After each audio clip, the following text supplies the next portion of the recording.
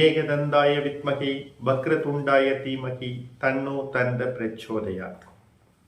வணக்கம் நண்பர்களே. திருமண வாழ்க்கையில செவ்வாய் பகவானுக்கு முக்கிய பங்கு இருக்கு.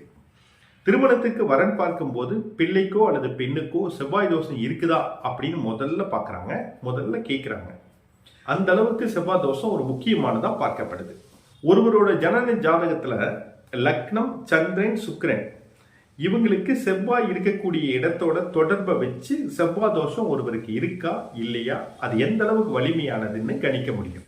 லக்னம், ராசியில் சந்திரன், சுக்கிரன் ஆகிய கிரகங்கள் இருக்கிற இடத்துக்கு 2ஆம் இடம், 4ஆம் இடம், 7ஆம் இடம், 8ஆம் இடம், 12ஆம் இடத்துல செவ்வாய் பகவான் இருந்தாருன்னா அது செவ்வாய் தோஷம் அப்படின்னு நம்ம சொல்றோம். இந்த செவ்வாய் தோஷத்திற்கு நிறைய விதி விலக்குகள் இருக்கு. அதை இந்த காணொலியில நம்ம விரிவா பார்க்கலாம்.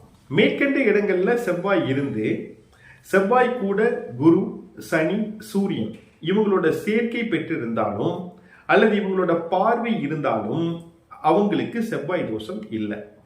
அதே போல செவ்வாய் மேஷம், விருச்சிகம், மகர ராசியில இருந்தாலும் செவ்வாய் தோஷம் இல்லை. ஏன்னா மேஷம், விருச்சிகம் ரெண்டும் செவ்வாயினுடைய ஆட்சி வீடுகள். மகரத்துல செவ்வாய் உச்சம். கடகம், சிம்ம லக்கணத்திற்கு செவ்வாய் தோஷம் இல்லை.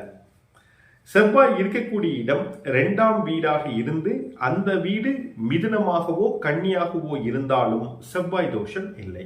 செவ்வாய் சந்திரனோடு சேர்ந்திருந்தாலும் தோஷம் இல்லை. செவ்வாய் இருக்கக்கூடிய இடத்தினுடைய அதிபதி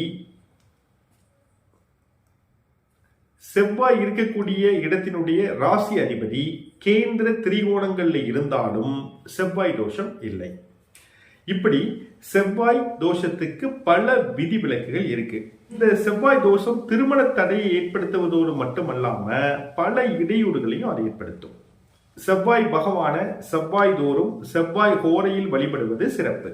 மேலும் செவ்வாய்க்கு உரிய கடவுளான முருகப்பெருமான 9 நெய் தீபங்கள் ஏற்றி வழிபடுவது செவ்வாய் தோஷத்தால் ஏற்படக்கூடிய அசுப பலன்களினுடைய தாக்கத்தை பெரிதும் குறைத்து நம்மை காப்பாற்றும். மேலும் நல்ல முறையா கணிச்சு ஒருத்தங்களுக்கு செவ்வாய் இருந்து இன்னொருத்தருக்கு செவ்வாய் இல்லாம நம்ம திருமணம் செய்யக்கூடாது என்பது சாஸ்திரம். இருவருக்கும் இந்த தோஷம் இருந்தது அப்படின்னா திருமணம் செய்து வைக்கலாம். இதற்கான பரிகாரம், செவ்வாய் தோஷத்தால் திருமணம் தடை உள்ளவர்கள் என்ன பண்ணணும்னா, வைத்தீஸ்வரன் கோவில்ல வந்து அரசமரத்தடி விநாயகர், ஆதி வைத்தியநாதரை வழிபட்டு ஆலமரத்தை சுற்றி வரணும். சுவாமி, தையல் நாயகி அம்மன், செவ்வாய்க்கு அதிதேவதையான முருகப்பெருமான வழிபடணும்.